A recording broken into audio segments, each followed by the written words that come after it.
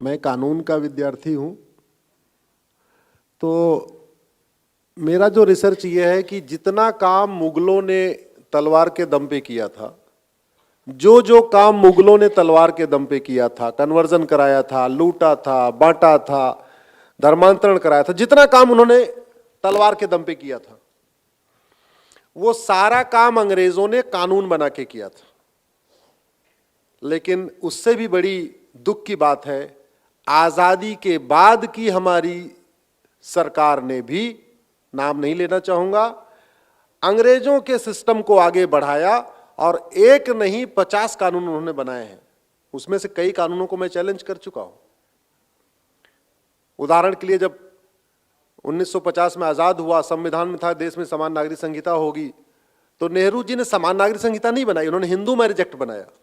क्योंकि समान नागरिक संहिता बनाने के लिए अंग्रेजों के 1837 के शरीयत एक्ट को खत्म करना पड़ता, तो शरीयत एक्ट खत्म ना करना पड़े इसलिए समान नागरिक संहिता लागू नहीं की और बल्कि हिंदू मैरिज एक्ट और कर दिया। 1991 में कांग्रेस ने कानून बनाया कि अब आप अयोध्या के अलावा और किसी मंदिर के विषय को कोर्ट ले ही नहीं जा सकते। नाम रखा सर पूजा स्थल कानून, बड़ा प्यारा नाम। पूजा स्थल से ऐसे लगता है कि पूजा स्थल यानी मंदिरों के रखरखाव के लिए बनाया, लेकिन वो गजनी, गोरी, बाबर, हुमायूं के इलीगल एक्ट को लीगलाइज करने के लिए बनाया था। अगले साल 1992 में एक और महापाप किया संसद में, एक ही तीर से दो निशान किया। माइनॉरिटी कमीशन एक्ट बनाया, फायदा देना था मुस्लिम्स को, लेकिन उन्होंने हिंदुओं को बांटने के लिए भी किया। कानून की भाषा में हिंदू, जैन, बौद्ध और सिख हिंदू कहलाते हैं।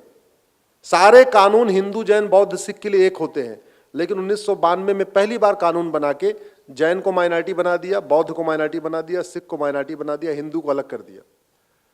तीसरा कानून बनाया उन्होंने वक्फ एक्ट, इतना घटिया कानून कि अभी इस मतलब कच्छ में इस हॉल को अगर वक्फ एक्ट कह दे कि ये हॉल वक्फ की प्रॉपर्टी है, तो चावड़ा साहब आप सूरत की कोर्ट में उसको चैलेंज नहीं कर सकते, आपको अहमदाबाद जाना पड़ेगा, वक्फ बोर्ड के सामने जाके पेश होना पड़ेगा। ऐसा घटिया कानून। उस कानून को बनाया गया कन्वर्जन कराने के लिए। उसका जो सबसे बड़ा इफेक्ट क्या है कानितकर सर, अब जैसे मध्य प्रदेश के भोपाल से झबुआ 500 किलोमीटर दूर है।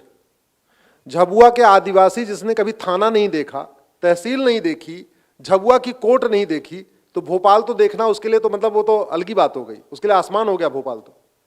अब वो झबुआ में वक्फ बोर्ड नोटिस भेजता है, कहता है ये जो जमीन है ना, ये जंगल, ये वक्फी प्रॉपर्टी है, खाली करो। वो बेचारा आदिवासी क्या करे, ना उसको वकील पता, ना कुछ, ना कोर्ट, ना कचहरी, उसको कुछ पता नहीं। बोले साहब क्या बात है, हम तो रह रहे हैं। बोले नहीं नहीं नहीं, ये नोटिस है, ये वक्फ बोर्ड की प्रॉपर्टी है, खाली करो। या तो खाली करो या तो कन्वर्ट हो जाओ। तो बड़े लोगों के यहां नोटिस भेज के वो वसूली कर रहा है वक्फ बोर्ड, पैसे लेता है, नोटिस भेजता है, 10 लाख रुपए, 20 लाख रुपए लिया, ठीक है, नोटिस वापस।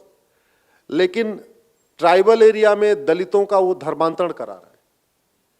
सबसे बड़ी समस्या ये हो गई है कि अगर किसी की पर्सनल प्रॉपर्टी पर अगर वक्फ बोर्ड नोटिस भेजेगा तो फिर भी आदमी लड़ेगा उससे, लेकिन बगल में जो गौचर की जमीन है, जो चारागाह है, जो पार्क है, जो ऊसर है, जो बंजर भूमि है, जो ग्राम समाज की जमीन है, उस पे जब वक्फ बोर्ड नोटिस भेजता तो कोई लड़ता नहीं, क्योंकि वो किसी का व्यक्तिगत तो होता नहीं, लड़ेगा कौन। और ऐसी जगह जहां 500-600 किलोमीटर आपको लड़ने जाना है, अगर मेरठ मुजफ्फरनगर से लखनऊ की दूरी 700 किलोमीटर है, मेरठ मुजफ्फरनगर से कौन जाएगा गौचर भूमि के लिए और ऊसर भूमि के लिए लखनऊ लड़ने। अपने पर नोटिस पे आया तो फिर भी लड़ेगा। तो मैंने 1991 के प्लेसेस ऑफ वर्शिप एक्ट को सुप्रीम कोर्ट में चैलेंज किया है, 1992 के माइनॉरिटी कमीशन एक्ट को भी चैलेंज किया है, 1995 के वक्फ एक्ट को भी चैलेंज किया है। 2010 में उन्होंने अपने पालतू एनजीओ, पालतू पत्रकारों, पालतू बुद्धिजीवियों को फंडिंग दिलाने के लिए कानून बनाया था, FCRA कहते हैं, उसको भी चैलेंज किया हुआ है। और 2012 में उन्होंने एक और महापाप किया था, राइट टू एजुकेशन से मदरसों को बाहर निकाल दिया था। कौन कहे इस देश में समान शिक्षा लागू करने के लिए उन्होंने जो मदरसे थे भी राइट टू एजुकेशन, उसको बाहर निकाल दिया था। मैंने उसको भी चैलेंज किया है। समान शिक्षा पे अगर आप लोग गूगल करेंगे तो कल ही अभी बहस हुई है। कल कोर्ट के सामने मैंने कहा था कि दशरथ जी, हमारे यहाँ तो हजारों साल पहले समान शिक्षा थी, तो मैटर चल रहे हैं, अरे करीब 25 कानून हैं जिनको मैंने चैलेंज किया हुआ है। हाँ, जहां तक सवाल था आप लोग क्या कर सकते हैं, आप लोग ये कर सकते हैं, बांग्लादेशियों को निकालने की मेरी एक पीआईएल है, बांग्लादेशियों को बसाने की 22 पिटीशन आ चुकी हैं। हमारे देश के रिटायर्ड जज, रिटायर्ड प्रोफेसर, मैं रिटायर्ड की बात कह रहा हूं, retired IAS, retired IPS, retired जज, रिटायर्ड प्रोफेसर्स, जो अब अपने दैनिक जिम्मेदारियों से मुक्त हो चुके हैं, अगर वो कम से कम इस पीआईएल को यूज करना शुरू करें, तो अगर वो 22, जैसे धर्मांतरण पे 10 मेरी विरोध करने के लिए आई है, तो 10 हमारे समर्थन में भी आनी चाहिए थी। अगर वो घुसपैठियों के समर्थन में 22 आई है, तो हमारी एक ही है, तो 22 आनी चाहिए। वो इसलिए आनी चाहिए कि एक पिटीशन पे एक ही आदमी बहस करता है। तो अगर 22 पीआईएल होगी या 10 पिटीशन होगी या 5 पिटीशन होगी, तो 5 वकील खड़े होकर बहस करेंगे, लड़ाई थोड़ी बराबरी की रहेगी। कई बार वहां पे एक तरफ हम अल्पसंख्यक हो जाते हैं, सामने वाले बहुसंख्यक हो जाते हैं। तो दूसरा ये कर सकते हैं। तीसरा, युवा शक्ति को मैंने कहा, इस युवा 5000 आपको फेसबुक फ्रेंड बनाने की छूट मिली है।